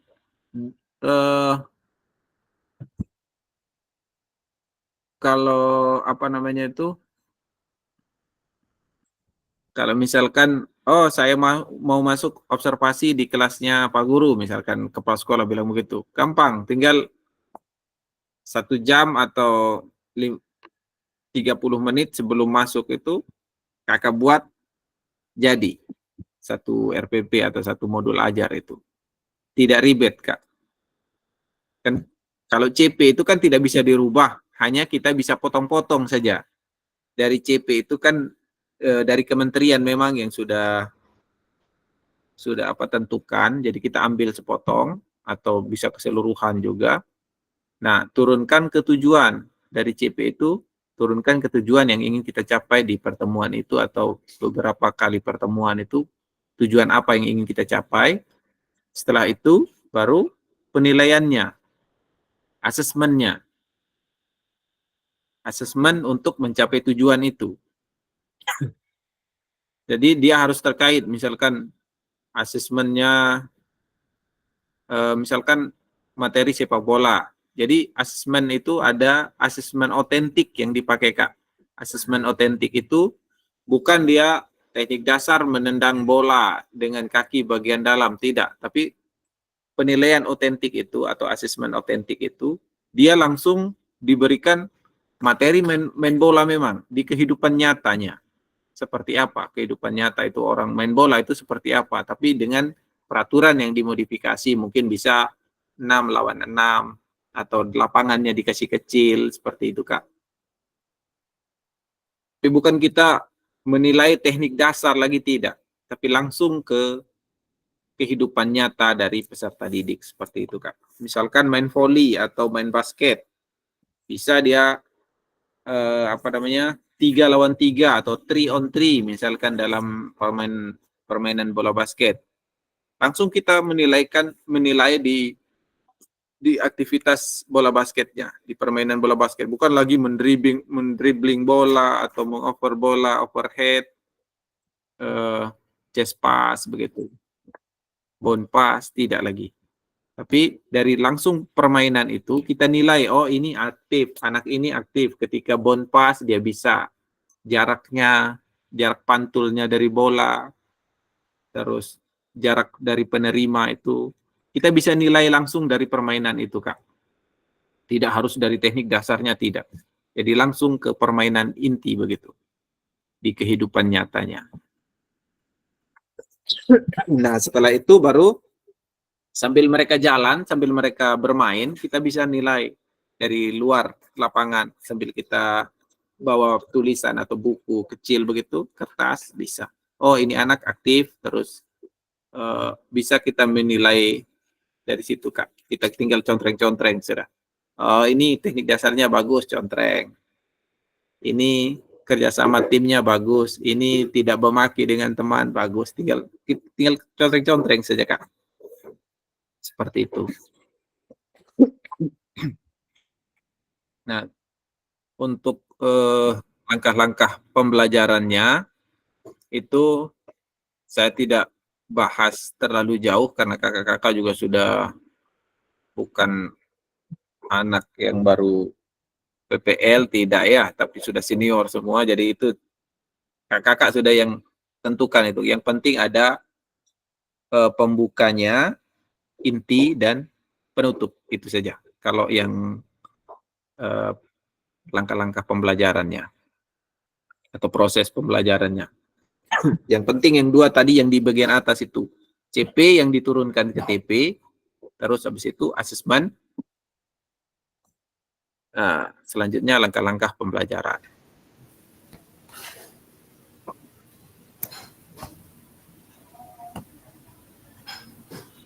Ya, Kak, silakan. Kak siapa, Pak? Ya, Kak Yusuf, silakan Kak. Oke. Kak Yusuf dulu. Kak Yusuf, Oke, sebentar. terima kasih, Pak. Ya. Ini menarik sekali ini. Ini menarik sekali. Memang sudah lama saya ingin berdiskusi tentang masalah ini. Kalau saya mendengarkan pembicaraan tadi itu, penjelasan tadi itu bahwa elemen itu ada 4 untuk PJOK. Mulai dari fase A sampai ke fase F. Dari elemen itu dia lari ke CP. Dari CP ke TP, tujuan pembelajaran. Kemudian ke asesmen atau ATP lah, alur tujuan pembelajaran. Ya. Ke asesmen. Tadi dijelaskan bahwa dalam asesmen itu tidak diutamakan mengenai passing, dribble, dan lain sebagainya. Tetapi langsung dikasih ke kehidupan nyata. Iya. Ya, seperti gitu. Nah, di sini menarik. Kenapa saya bilang menarik? Ketika anak di kota, kita sodorkan bola basket, mereka punya pemahaman yang sama.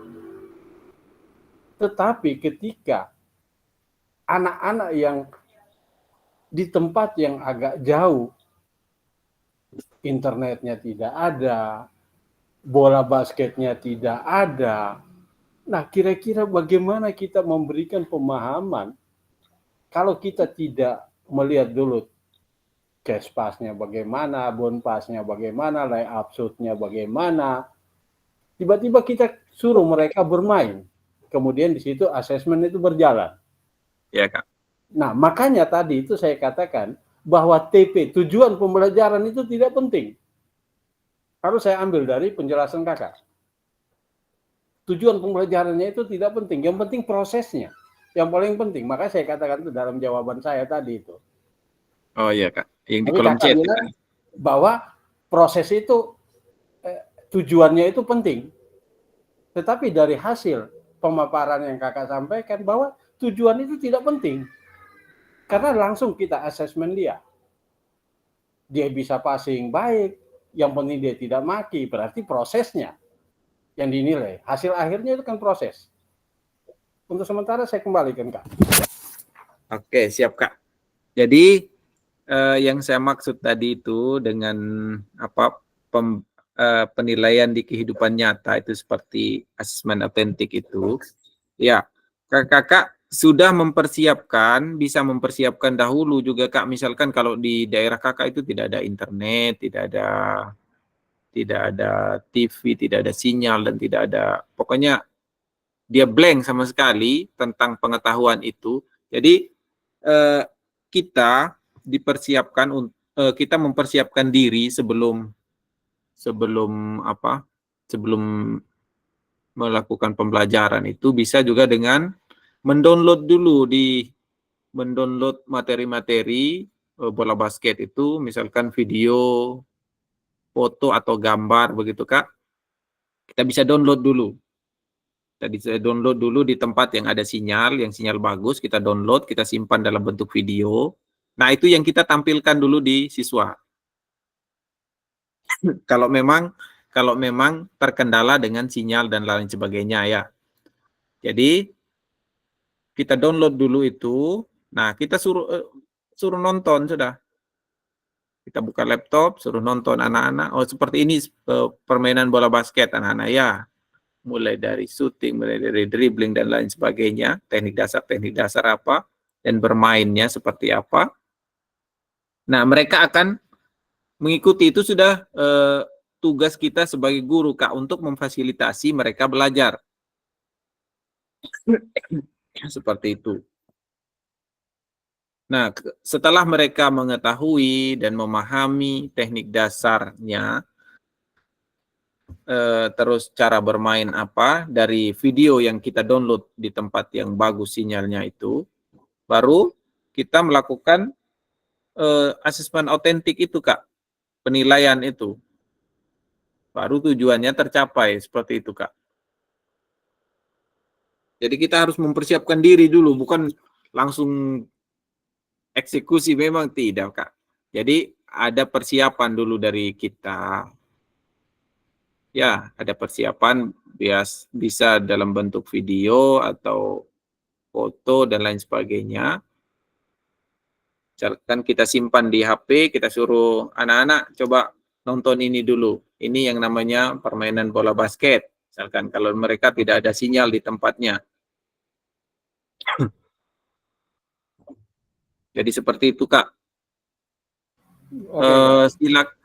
Ya, mungkin ada tanggapan dari Kak? Ya, terima kasih Kak. Makanya saya katakan tadi bahwa di beberapa, ya saya omong di CP tempat aja di SMA. Iya ya Kak. Dribble aja mereka bukan mendribble Kak. Mereka memukul bola. Iya. Memukul loh.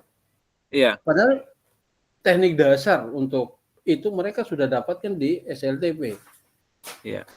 Bukan hanya di itu. Saya pernah mengajar di kota. Mereka di kota pun seperti begitu. Mereka bukan menekan, tetapi memukul. Nah, ini yang menjadi permasalahan. Ketika di TP itu tujuan pembelajaran itu bahwa bagaimana anak-anak kalau di SLTA kelas E itu di situ dia katakan merancang, menerapkan dan menyempurnakan gerakannya itu. Itu di terampil bergerak itu elemen terampil bergerak. Di situ dia katakan seperti gitu. Berarti ada penyempurnaan. Dari tidak bisa menjadi bisa. Berarti mereka harus melalui proses-proses itu. Seperti gitu, Kak. Yang saya alami di SMA saya, yang saya ajarkan. Ya. Bukan memantulkan bola ya, dribbling, tapi dia memukul. Memukul. Istilahnya ya. Bunyinya plak. Nah, kebetulan saya berani berbicara gini, tadi ini saya baru kasih. Tadi baru saya kasih dengan bola basket yang sebenarnya. Mereka lihat bola basket aja kaget. Wih, besar, berat sekali seperti gini. Iya, Kak. Seperti gitu, Kak. Saya kembalikan. Oke, siap. Terima kasih, Kak, untuk pengalaman dan pencerahannya. Kita kasih tepuk tangan untuk Kak Yusuf. Silakan Kak Kayan yang angkat tangan dari tadi. Sebentar, gilirannya Kak Febri ini.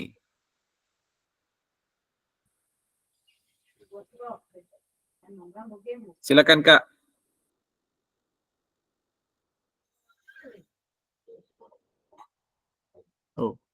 Kak Kayan atau salah pencet kan?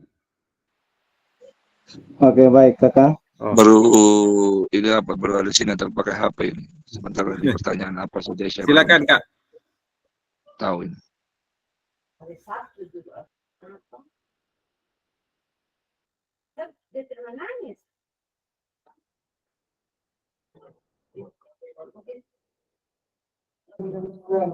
Febri kak, atau dengan Kak Kayan, ya Kayan? silakan Kak Kayan ya. Kak Kayan dulu. Oke, baik. Terima kasih kak Dari tadi angkat atas tangan. kesempatan yang diberikan. Saya sependapat dengan Kak Yusuf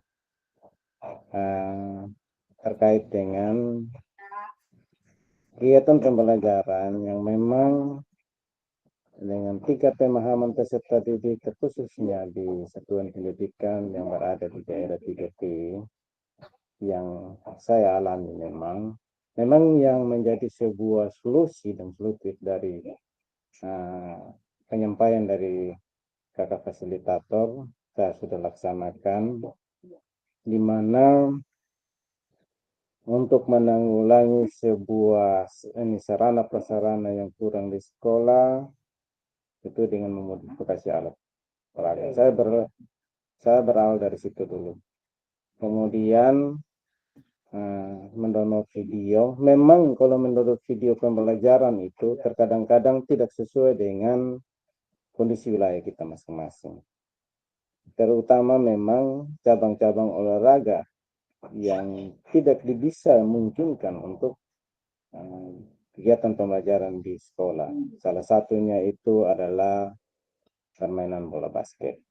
Mereka sangat awam, Kak. Jangankan lapangan, bola basketnya saja tidak ada. Bagaimana mau dribble?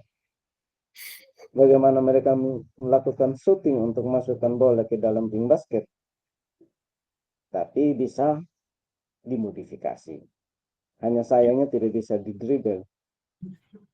Kalau kita menggunakan bola plastik, palingan belajar kespas,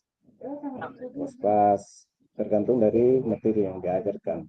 Khususnya untuk di sekolah dasar tentang gerak, aktivitas gerak, bukan teknik dasar. Kalau di SMP mungkin teknik dasar kan bisa menggunakan media yang ada di sekolah seperti sampah yang terbuat dari bambu, bisa kita. Saya baru minggu kemarin itu terkait dengan pembelajaran kegiatan pembelajaran bola besar, bola basket. Saya modifikasi permainannya, kemudian mereka melakukan kespas, terbagi dari 5 orang peserta didik. Saya gabung kelas 6 dan kelas 5. Kebetulan saat itu ada kosong kelas 5. Memang kan terlalu sedikit, Kak. Membuat kelompok saja susah. Tidak dapat. Jadi saya gabung kelas 5, melakukan gerakan teknik pasar passing. Kemudian mereka memasukkan bola lewat bak sampah itu yang terbuat dari bambu. Inilah menjadi tantangan kegiatan pembelajaran kita di sekolah kita masing-masing. Tapi saya sangat senang apa yang disampaikan oleh kakak fasilitator, bahwa kita tidak saja menjadi acuan dari teknik dasar itu, tapi bagaimana kreativitas seorang guru, bagaimana memfasilitasi peserta didik, bisa kita menggunakan video pembelajaran. Tentu kita harus secara berulang-ulang memberikan video pembelajaran itu. Namun kalau di sekolah saya, peserta didik itu 0, sekian memiliki handphone. Jangankan peserta didik, orang tua saja satu-satu yang ada. Tapi saya berusaha menggunakan laptop. Karena jumlah siswanya sedikit, saya gunakan laptop untuk menonton video pembelajaran itu. Mulai dari langkah-langkah pembelajarannya, kegiatan gamenya jikalau ada. Kalau tidak tertuang dalam video pembelajaran itu, bisa kita jelaskan langkah-langkah kegiatannya. Mungkin gambaran-gambaran seperti itu, Kak, untuk solusi dan tantangan ini bagian dari seri. Mungkin ada kakak-kakak lain yang punya kreativitas untuk bisa melakukan kegiatan pembelajaran sesuai dengan yang diharapkan. Saya kembalikan, Kak. Oke, terima kasih Kak. Nah, yang menarik tadi dari komentar dari Kak Kayan itu adalah kreativitas kita sebagai guru. Nah, itu di situ memang dituntut Kak untuk apa namanya? Yang daerah-daerah yang terluar, terpencil, terjauh, terapa ini. Pokoknya yang sudah ini ya. Nah, di situ kreativitas kita sebagai guru. Contoh misalkan kalau dari sarana prasarana kita sudah minim seperti lapangan, bola dan lain sebagainya. Nah, kreativitas kita sudah itu Kak. Kalau memang tidak bisa atau tidak memungkinkan, kan ada pilihan juga Kak untuk permainan bola besar ini. Kan ada 3. Bisa permainan bola basket, bisa permainan bola voli. Kalau memang tidak ada di bola basket, ya kita alihkan ke voli.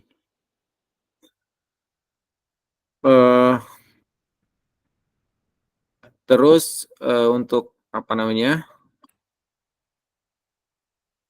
Tapi ini bisa kakak untuk mengerti ya yang tadi itu.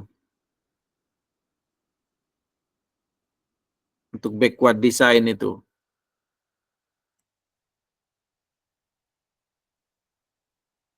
Mulai dari CP diturunkan ke TP, habis itu langsung asesmen dan langkah-langkah pembelajaran. Jadi diharapkan ini tidak ada lagi yang minta dulu ini RPP atau modul ajar kelas 5 atau kelas 1 begitu. Tidak ada lagi yang begitu ya kalau sudah mempelajari ini. Jadi kita bisa buat sendiri sesuai dengan kebutuhan kita. Sesuai dengan kebutuhan murid juga, sesuai dengan fasilitas yang ada. Kalau memang tidak ada, kenapa dipaksakan begitu Kak? Cari alternatif lain atau kita kreativitas sudah. Misalkan tidak ada ring basket, kita buat dari ban bekas itu untuk ininya, untuk lingkarannya itu. Nah, kita rajut sendiri bersama siswa-siswa. Jadi di situ akan siswa itu akan merasa memiliki alat-alat yang mereka buat. Terus selanjutnya untuk bola misalkan. Kalau di sekolah tidak ada bola, jadi bisa disiasati dengan bola-bola yang lain atau bola plastik juga bisa. Dengan modifikasi juga peraturan. Yang penting mereka sudah mengerti, oh seperti ini loh bola basket, seperti ini loh permainan bola basket, atau seperti ini permainan bola voli yang dimodifikasi dan lain sebagainya. Tidak harus sesuai dengan standar internasional, tidak Kak. Standar ini cara bermainnya tidak. Tapi minimal mereka sudah memahami poin-poin pentingnya dalam permainan seperti itu. Permainan bola basket, ini tidak boleh kita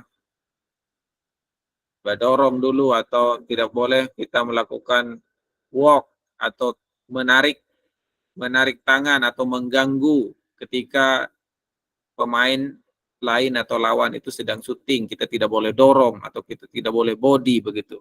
Jadi ada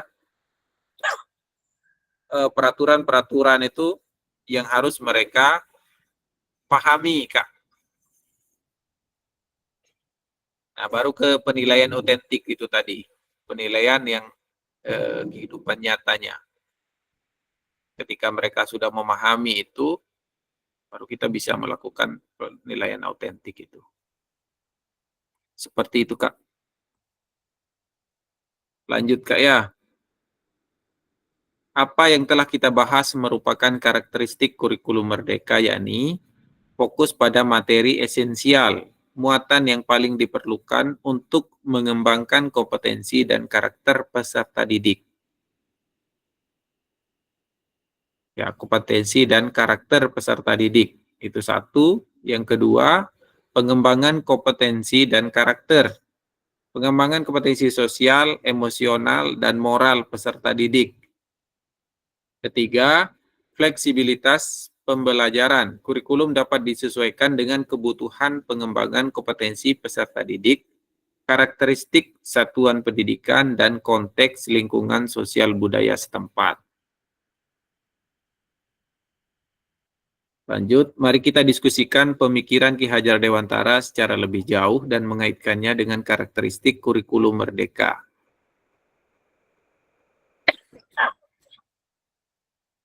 Ki Hajar Dewantara menggarisbawahi bahwa maksud pendidikan adalah menuntun segala kodrat yang ada pada anak-anak agar mereka dapat mencapai keselamatan dan kebahagiaan yang setinggi-tingginya, baik sebagai manusia maupun sebagai anggota masyarakat. Oleh sebab itu, pendidik itu hanya dapat menuntun tumbuh dan hidupnya kekuatan kodrat yang ada pada anak-anak agar dapat memperbaiki lakunya, bukan dasarnya, hidup dan tumbuhnya kekuatan kodrat anak. Pada akhir sesi kita hari ini, Bapak Ibu diharapkan peserta dapat memahami 3 karakteristik utama kurikulum merdeka serta keterkaitannya dengan prinsip pemikiran Ki Hajar Dewantara. 2, peserta mampu memahami pengembangan kurikulum PJOK. Yang ketiga, peserta mampu memahami penyusunan program PJOK yang berkualitas dengan backward design. Jadi backward design itu seperti yang saya bilang tadi, yang pertama adalah CP, diturunkan ke TP, terus asesmen otentiknya, kehidupan nyatanya seperti apa, nanti di situ kita nilai, dan langkah-langkah pembelajaran. Terima kasih.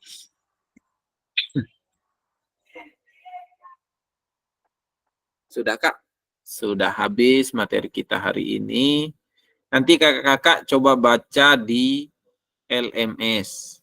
Perhatikan di LMS dan tagihan-tagihan tugas yang ada di LMS. Kakak-kakak kerja ya. Lihat itu.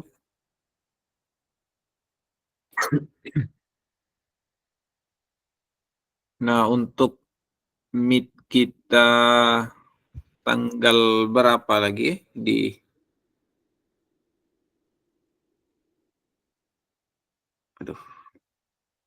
tanggal berapa lagi Kak Kayan? Yang penting jangan Indonesia main. Yang penting jangan pas Indonesia main. Tunggu dulu Kak. Kita ini diatur sama jadwal ini Kak. Jadwal kan Kak Kayan kirim itu di mana ya? Coba kakak saya lihat dulu kakak. Oke, siap Kak. Untuk pertemuan kita Tanggal berikutnya berapa ini lagi? hari tanggal 12, tanggal 17 Oktober Kak.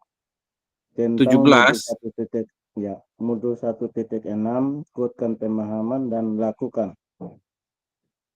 tanggal 2 17 Juli. ya. Sekarang tanggal 12. Ya, tanggal 12 sekarang Kak. Ya, tanggal 12 berarti 5 hari Dan itu lagi. bagian dari kegiatan ya Kak. Kegiatan penutup dari modul 1.6. Iya, Karena nanti masuk ke modul ya kedua ya Kak. ada tes awal Kak. Iya ya.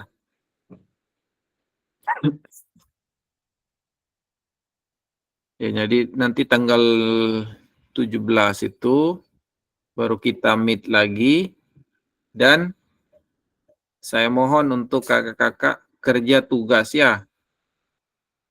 Kerja tugasnya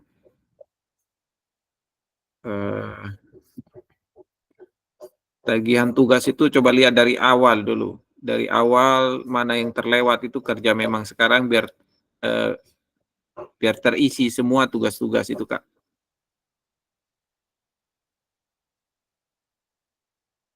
Oke, selanjutnya kita tutup saja. Terima kasih untuk malam ini bisa bergabung dengan kita semua. Nah, sekarang kita tutup dengan doa. Silakan Kak.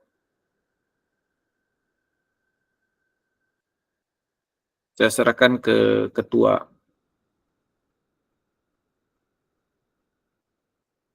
Ketua kelas, silakan Kak, ketua kelas. Kak Febri.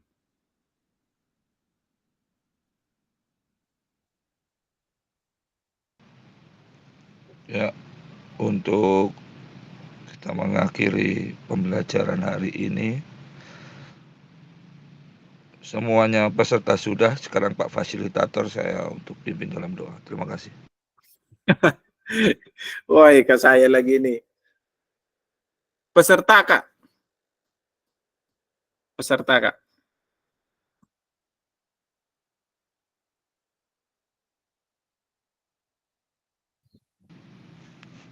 Kakak Yusuf sudah, semuanya sudah ini. Gantian besok kita tanggal berapa gantian sudah. Mohon maaf Kakak Muhammad Yusuf, tolong pimpin doa penutup untuk kita semua. Terima kasih. Oke. Baik Kak, untuk mengakhiri kegiatan kita, mari kita sama-sama yang saya akan memimpin dalam Islam, silakan yang lain menyesuaikan. Mari sama-sama kita membaca Al-Fatihah. A'udzubillahi minasyaitonirrajim. Bismillahirrahmanirrahim. Alhamdulillahirabbil alamin arrahmanir rahim maliki yaumiddin. Iyyaka na'budu wa iyyaka nasta'in ihdinas siratal mustaqim. Shiratal ladzina an'amta 'alaihim ghairil maghdubi 'alaihim waladdallin. Amin amin ya rabbal alamin. Terima kasih. Saya kembalikan ke fasilitator. Ya, terima kasih Kak. Kita kasih tepuk tangan untuk Kak. Terima kasih. Ya. Oke, untuk sesi foto bersama, saya mohon untuk aktifkan kamera semua.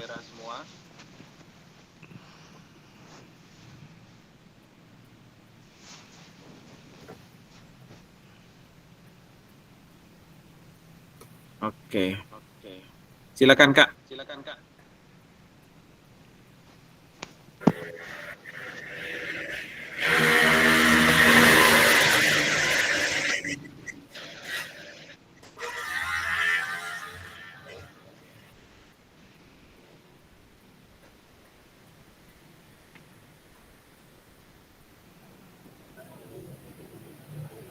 Saya ingin ambil Sudah atau belum ini?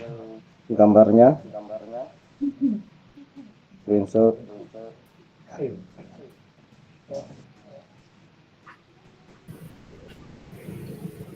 Sudah atau belum ini? Sudah Kak, sudah Kak. Oke. Sementara Kak. Oke. Oke, selesai Kak. Terima kasih Kak. Kak Febri paling banyak protes sebetulnya. Sudah masuk lambat paling. XXL itu baju sama training.